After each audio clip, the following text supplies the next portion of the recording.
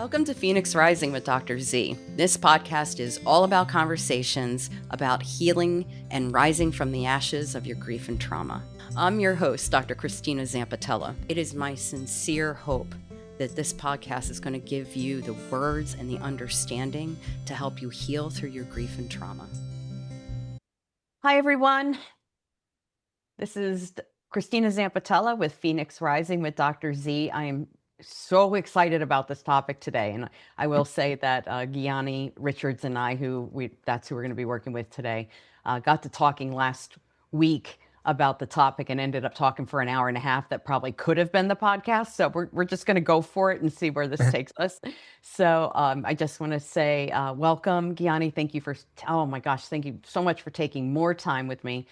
Very interested in learning about how we're not just talking about mindfulness and how it can be used in working with grief. It's way above and deeper than that. So I'd like to take this moment to ask you to go ahead and introduce yourself, talk about your background, and tell us a little bit about where we're headed today, and we'll go from there. Sound good? Sounds great. All right. Yeah. Well, great. Thanks for having me on, Christina. I'm really happy to be here today and discuss a topic that is very close to my heart and close to my life, close to my work. You're right. Mindfulness is a very broad and sort of all-encompassing landscape, and particularly as it relates to the world of grief and loss. My background, I'll go way back, and we'll just start from the early roots and try to connect the dots that are always wanting to be connected, but often can't. Yeah, because it's a cool story, and I want everybody to know your cool story. So okay, beautiful. So when I was 13, my father died of cancer, and I was one of five brothers. So mom, dad, and five brothers. And that was a giant, life-changing event. When death happens in a family system, things tend to explode and implode and go all over the place. Everybody had their own style of responding to that. And I remember this was back in the 60s. So the tools and the practices and even the cultural mindset was even a little bit more restrictive then than it is now, around how to be with loss within a family. But somehow we all made it through, not without our own getting knocked around a bit. But there was no formal therapy. There was no formal counseling. I can't even really remember if there was ever a time when my mom sort of gathered all five boys and said, "Hey, this bomb just dropped on our family. We will make it. And here's what I see happening. And can we kind of share about that?" That just didn't happen. I was 13. A couple other brothers were older, 18 and 20. So we didn't have that sort of communication system. I don't think that was unusual. I still don't think that's unusual that families don't have that sort of communication when big events happen. But that's what happened.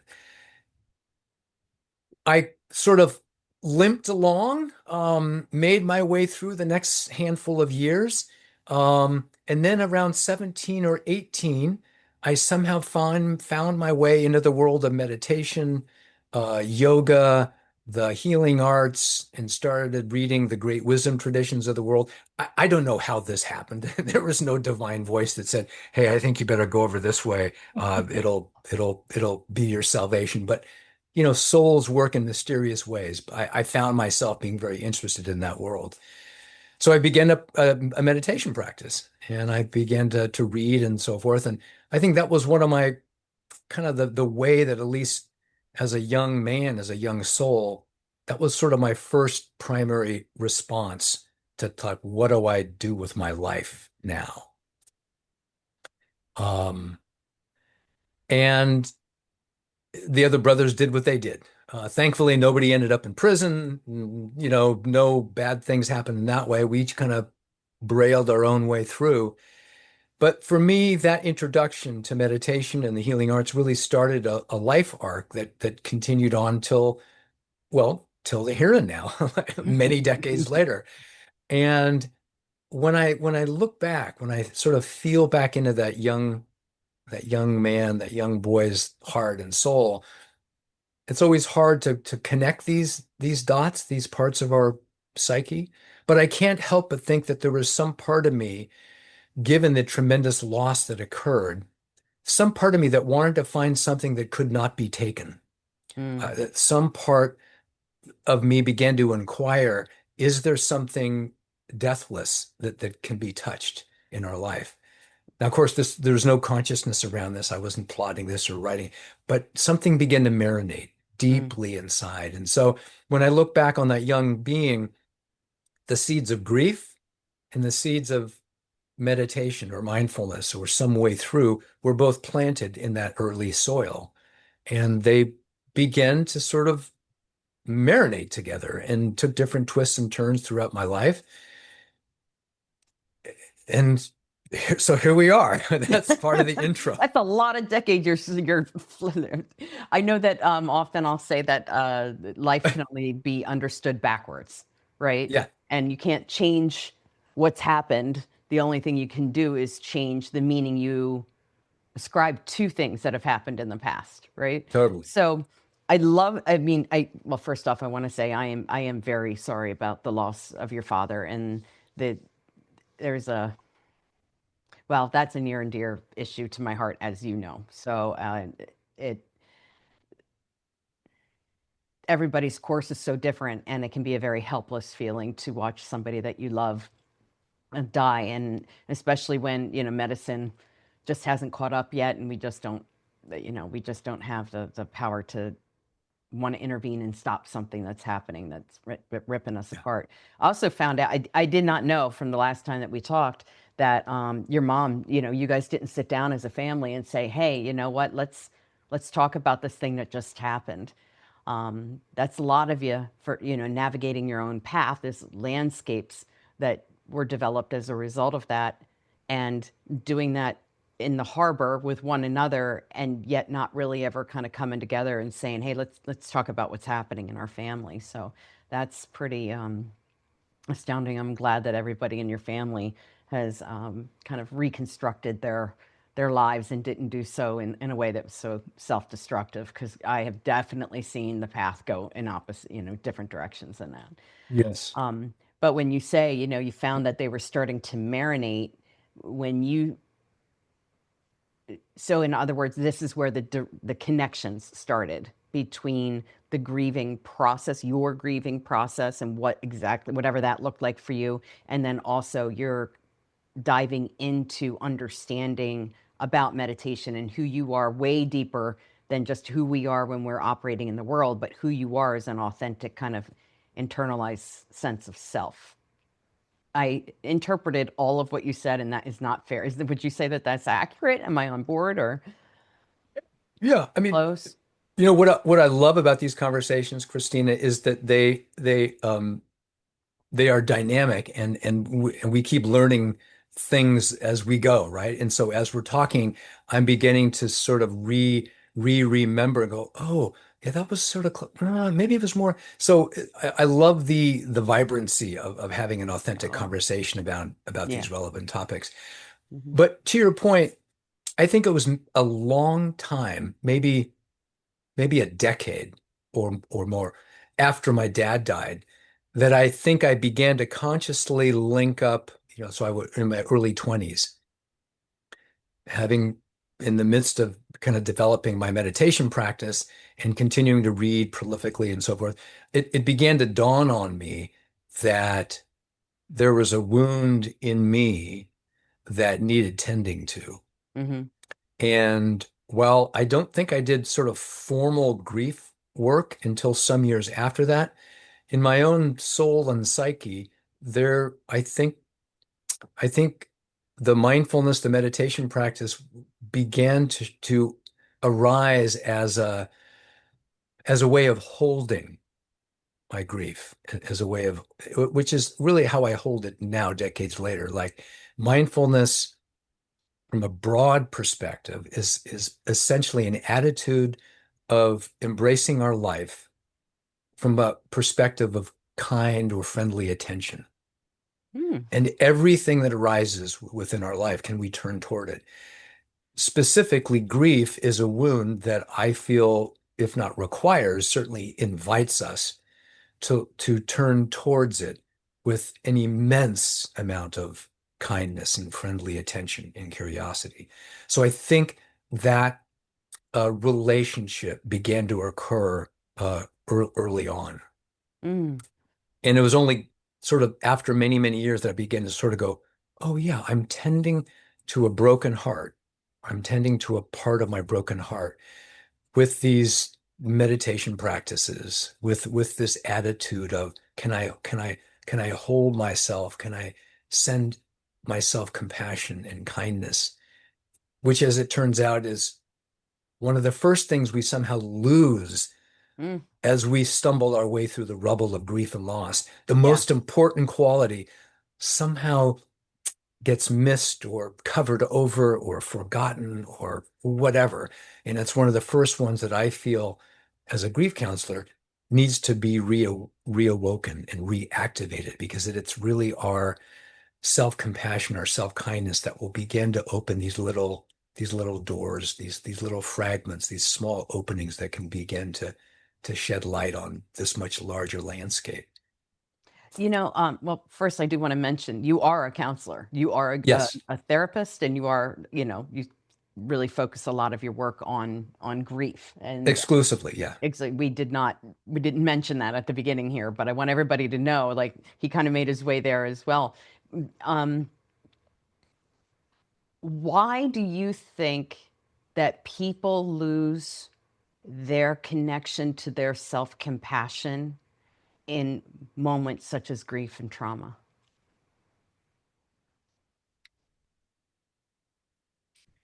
I can only speak subjectively, of course. Yeah, sure. I'll speak subjectively and then perhaps peripherally about what I've seen in my counseling work. But Okay. subjectively, the impact of great loss is so intense and so enormous that the entire system goes on sort of lockdown mode, as we know, right? I call it sort of our default mode in grief and loss is one of the big three. We fight, we flee, or we freeze, right? This is sort of the limbic default mechanism. Hmm. So the way I see it and feel it for myself over the years is what is a practice that can begin to relax and open and give space around that incredibly deep primal contraction that happens with grief and loss. And this from my own experience with me as a being, having walked through different parts of the landscape of loss and through working with people, it appears abundantly clear that one of the most important pieces of work, and this is where mindfulness comes in, is helping people begin to develop this new sort of attitude, this new sort of perspective toward the tenderest part of themselves. I mean, let's just say it, the tenderest, most broken parts of them that need the most amount of compassion and kindness. That break happens, I feel, under the impact, under just the sheer impact of loss. We were thrown into such a sort of reptilian place of closed down lockdown that it takes a lot of presence, a lot of bearing witness, a lot of TLC, whatever you want to call it, a lot of goodness from counselors and therapists and friends and family to begin to let the deep heart begin to thaw Hmm. again. And that takes time, it takes patience. And as we've spoken about before, it does not align with any sort of timelines or sequences or any of that stuff. It's completely unique, Yeah. incredibly unique. You said something really important there that I'm gonna put out there, and I'm kind of curious as what your thought is. So, um, when, for example, animals are harmed and they're in the wild, right?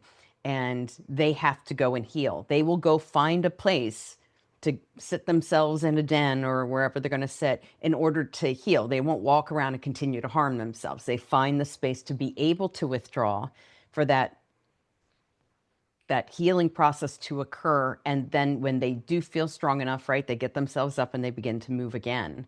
So I think the conservation withdrawal that we often see when people are grieving is often met in our society with judgment and assumptions that this person must be depressed, that this person must be, doesn't want to be around anybody anymore, or they're selfish, or they're not coming out and doing the responsibilities that they're supposed to have, or they just start dating again, then they'll want to come out of that place. And so they lose, when you have these reflections in your community, in your support systems, or even in media, as we know, when those mirrors start coming back, basically reflecting like, hey, pull your big girl panties up and let's get moving. It's been a year. Yeah, my kid just died. Like, it's only been a year. It's not, oh my God, it's been a year. Let's get moving. Like, I wonder what you think about when people are disenfranchised, when they are not socially recognized as being allowed, quote unquote, allowed to grieve any longer, or they should be doing it differently or whatever, then they begin to question their own sense of self-care and their own needs.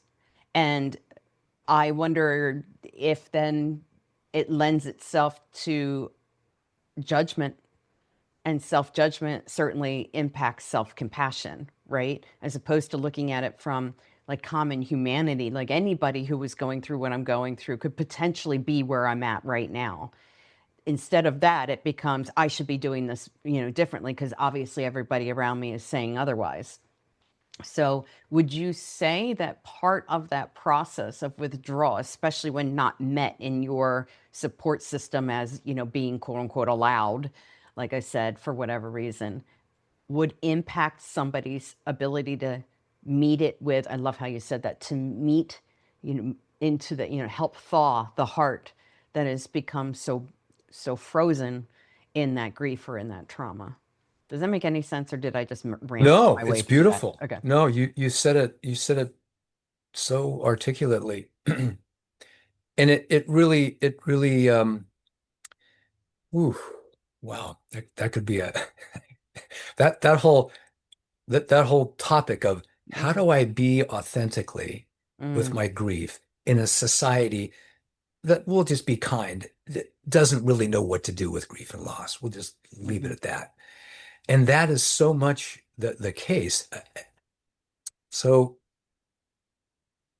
it is so clearly the case that we each need to take responsibility for ourselves and the way that we um, take care of ourselves on the grief path, especially, as you said, among the symphony of societal messages that say, mm, whatever, don't do that. It's been too short. It's been too long.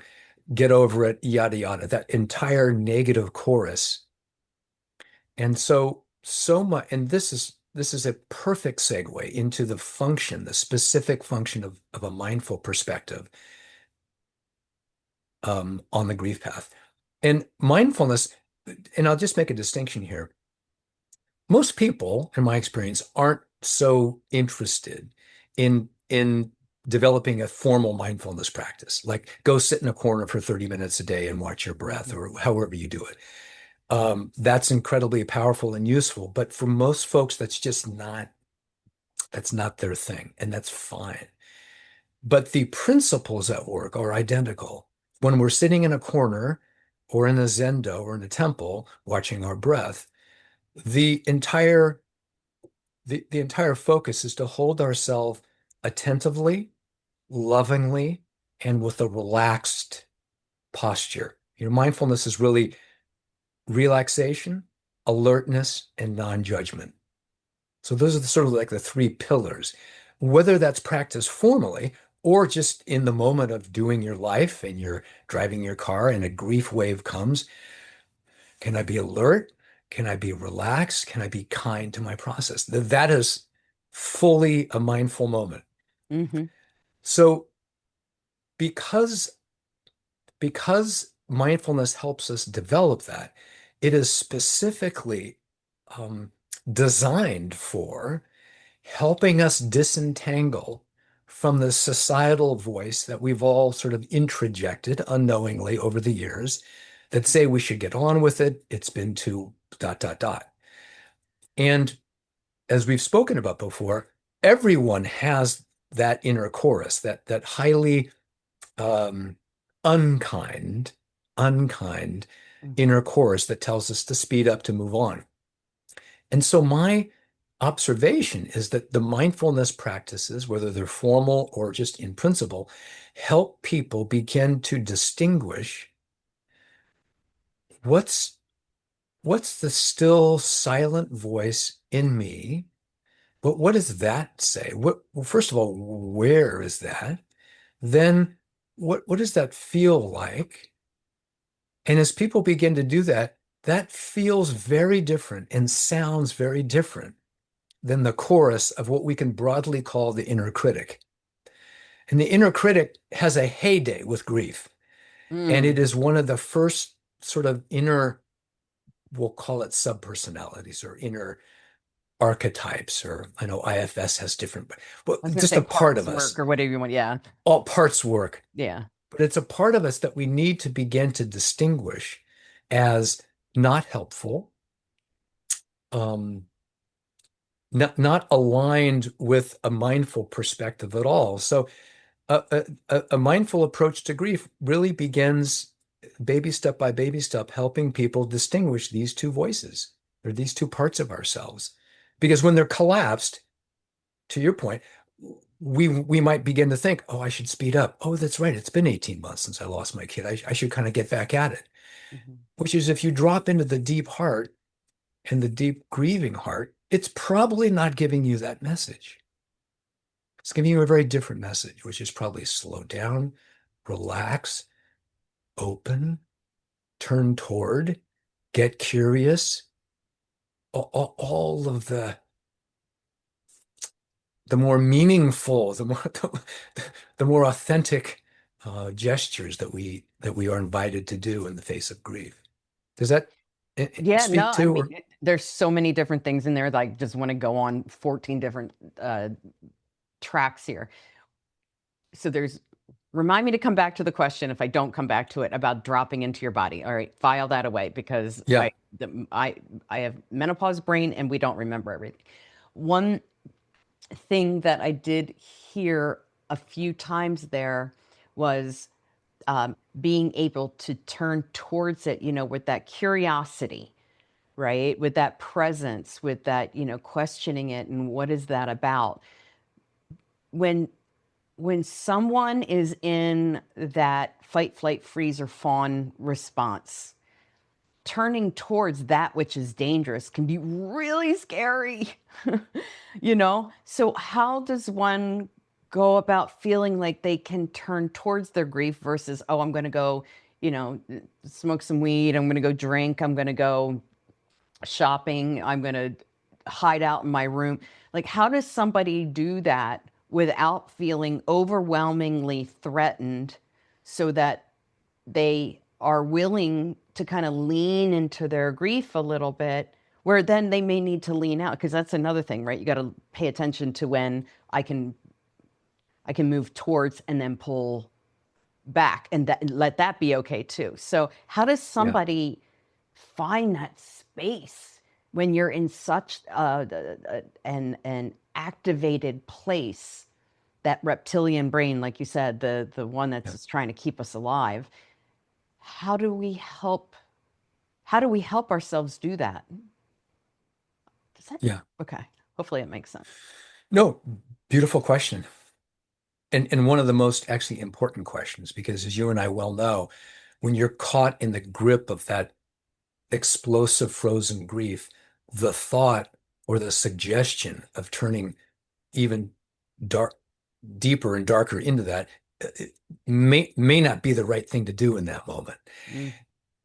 And my sense of it is that what can begin to allow the deep heart to thaw, to use this metaphor, is what you and I do for a living, and is what ritual can do, and is what any kind of good-hearted, non-judgmental human can do for another human. They can be there, they can hold them, they can cry with them, they can say maybe nothing.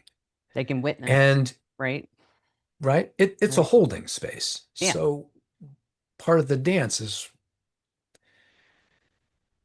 how do we develop that such that, to your good point, um, dose by dose, because I feel my image of grief is it is a respirational phenomena. It's a breathing phenomena. And we need to respect the in-breath and the out-breath. We need to respect um, the release and the contraction. It tends to move between these two sort of polarities. And I feel like that's sort of our job as professionals, but also our job just as good humans. If we're not in a professional setting, we're just with someone who's in it. Mm-hmm. Um, but I think it's the presence of another or others that can begin to allow that person who you referenced, who's stuck and frozen, to begin to just maybe like 1%, not even 5%, but maybe 1%, and then come back. And then maybe 1.5%, and micro steps with infinite respect for how their heart and their unique grief path is occurring. Oh my God, I love the way you said that. Yeah. Just those little micro, like pacing and dosing at the same time, It's right? totally Just beautiful. pacing and dose. And there's two things I want to say. First of all, for those of you who are not watching this, but you're listening, one thing you're not seeing is how Gianni is using his hands and his body as he's talking, like where he'll put his hands on his chest as he's talking about that frozen grief, and to find and it's so somatic. That's where I was going with that. It's like so beautifully explained, even as you're speaking, through the way that you're gesturing it in your body. And I know that we're in a society that does not pay attention to the fact that our bodies are speaking our minds and our hearts. And we disconnect. Oh, I have these thoughts, but they may not be paying attention to the fact that I've had, GI issues for the last 4 months. So I went to the GI doctor, and the GI doctor, you think therapists aren't trained in this stuff? The GI doctor and all the other ones, unfortunately and inexplicitly to me, and I said that word wrong, but whatever, they're not trained to go, oh, when did this start? Well, when did that happen? Well, what was going on in your life at that time? They only have to ask that question and then to know, like, what do you do with that? So not only are you saying like turn towards it from a psychological perspective, an emotional perspective, a spiritual perspective, but when I'm watching you, I'm also thinking about having people turn to it on a physiological, a somatic level as well, because your body's telling you things. Hence the fight, flight, freeze, or fawn. That is like literally your brain trying to tell your body how to stay alive, right? So if it's already talking to you, do you know how to listen to your body? And if you don't know how to listen to your body, how do we learn how to tune in and listen and hear what it's actually trying to say as a feedback in that? So I don't know. I've just had that thought Yeah, no, watching it's you well, talk. it's well put. It again, this I love this conversation. It keeps creating new off ramps and on ramps. So there's a lot going on here, Yes. but it's beautiful. One thing you mentioned, my experience is that because grief is such a comprehensive phenomena to the human body, heart, mind, it needs to be addressed that way. And Right. well, duh. I Duh. mean, it's a one operating thing, and they're all Yeah. kind of swimming together. My thoughts, my feelings, my body, my heart. And again, a mindfulness practice, whether formally or not, but a mindful orientation is an orientation that honors we have this thing, which unfortunately dominates most of our world, Your the head. mind, the thoughts, Mm-hmm. and then we drop into this treasure, our heart, which someone said the longest distance in the universe is between our head and our heart. Ooh, And when I heard that, I thought, wow, what that kind of is a whole book unto itself, I'm totally stealing it. Go ahead. right? Yeah. And then from there into our body. Yeah. And what I find in a working capacity as a grief counselor is that most people, well, first of all, my experience is that most people never take the required or the suggested time even to be present to what's happening here on their grief path. It's a busy life. It's a busy modern world. And so just to attend to what's cooking on the radio station is sort of step one. Like what's going on? Tell me your story. What are some memories? But then it's another step to drop into what's the felt experience of all of this, Mm-hmm. heartfully, somatically. And my experience is that again, in this super hyper caffeinated, adrenalized culture, people don't take or don't have, I think it's more like don't take the time to just drop in that way. And the way I hold my counseling work is it's our hour for the week. It's a painfully short amount of time that Mm-hmm. one should say, "Oh, I'm gonna go do my grief work with my counselor for this 1 hour of the week." You and I know that. It's much longer and it should take up more of our life. But in that 1 hour, we get to sort of take the elevator down. And it's designated, it's intentional, it's deliberate, and we will address whatever is most alive in that moment. Maybe we start here, maybe we start here, maybe we start in your body with a tight belly or a tight lower back. But we honor the full human and what the full human wants to say and express about their current grief path. And we see what's there. Yeah. Mm-hmm. And I would hope, like sometimes when I'm working with people and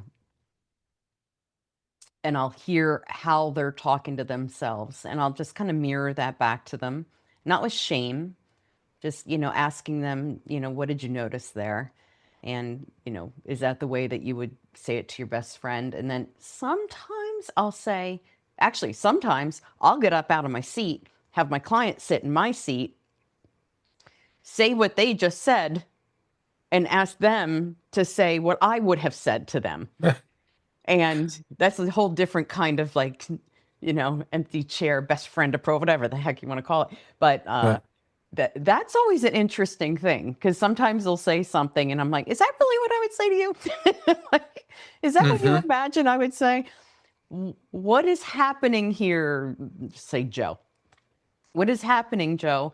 That's it's gotten in the way of you talking to yourself as you are hearing yourself, the way you would imagine you would talk to me if you were a therapist Yeah. or another person.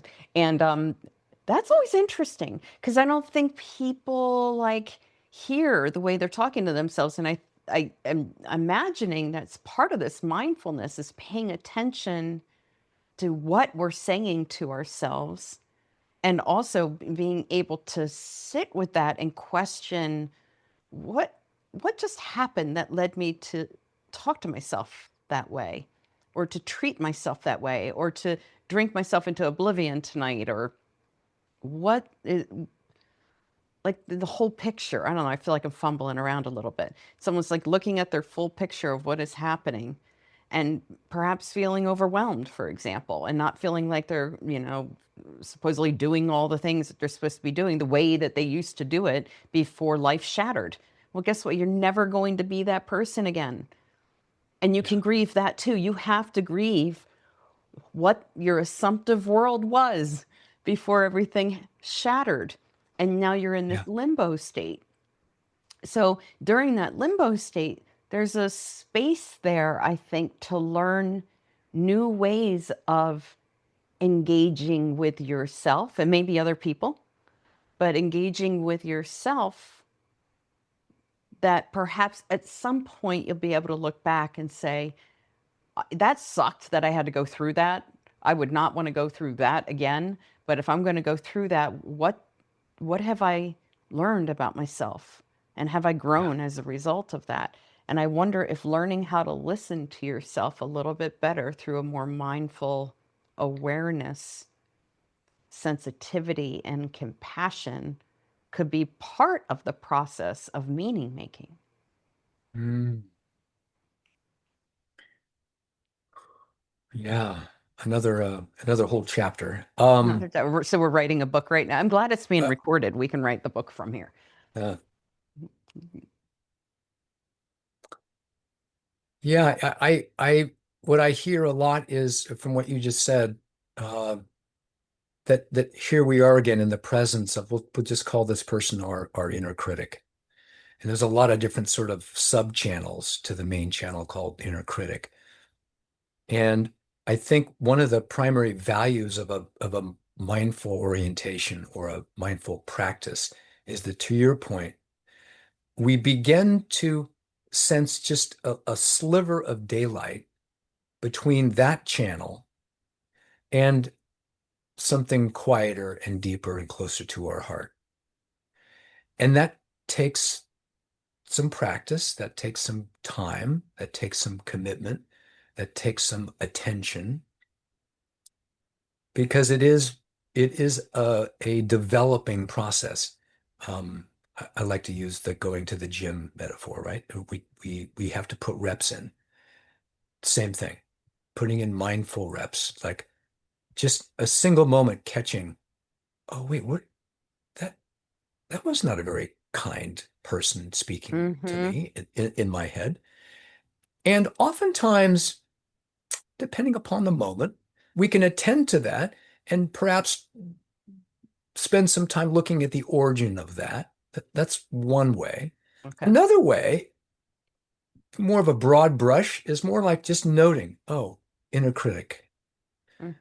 Oh, inner critic. And Just and naming it. the whole library. Yeah. Yeah, inner critic. None of those voices that come from that particular library are going to help us move along our path.